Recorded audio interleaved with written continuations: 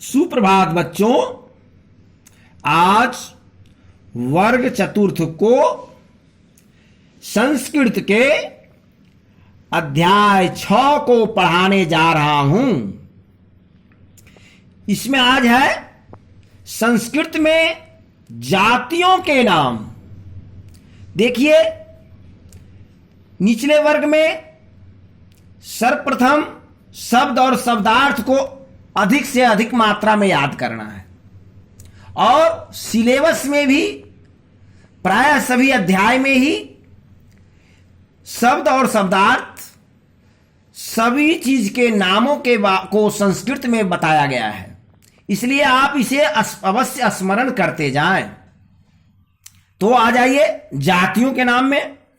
पहला है ब्राह्मण। ब्राह्मण जिसे संस्कृत में ब्राह्मणः कहते हैं। धोबी है तो धोबी का संस्कृत अनुवाद रजकः होता है। माली है तो माली का संस्कृत अनुवाद मालाकारः होता है। सुनार है तो सुनार का संस्कृत अनुवाद स्वर्णकारः होता है।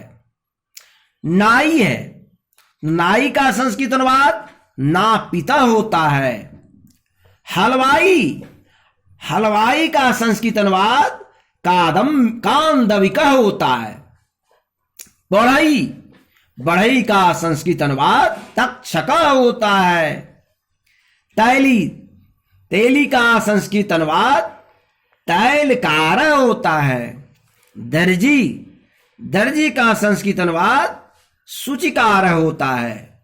ठठेरा, ठठेरा का संस्कृत अनुवाद कांस्यकारः होता है, और इसका दूसरा भी संस्कृत होता है ठक्कारः। मेहतर, मेहतर का संस्कृत अनुवाद सम्मार्जकः होता है।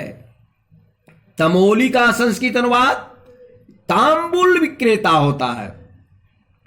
राजमिस्त्री का संस्कृत अनुवाद प्रासादकारः होता है। बहेलिया का संस्कृत अनुवाद शाकुनिकः होता है। मोची, मोची का संस्कृत अनुवाद चर्मकारः होता है। कुम्हार, कुम्हार का संस्कृत अनुवाद कुलालः होता है।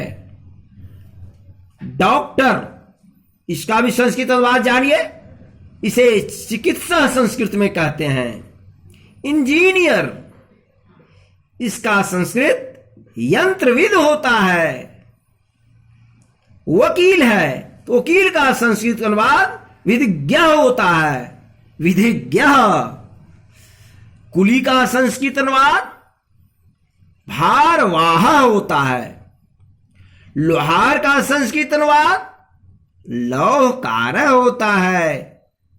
रंगरेज, रंगरेज का संस्कृत अनुवाद रंगकारः होता है। और चंडाल, चंडाल का संस्कृत अनुवाद चांडालः होता है। और नौकर का संस्कृत अनुवाद भृत्य होता है। इस प्रकार ये सब कुछ जातियों के नाम जो हैं वो संस्कृत में इस प्रकार बता रहा हूं। इसे आप स्मरण कर ले तो अगले अध्याय एवं अगले वर्ग में संस्कृत की आपको पढ़ने में कोई कठिनाई नहीं होगी।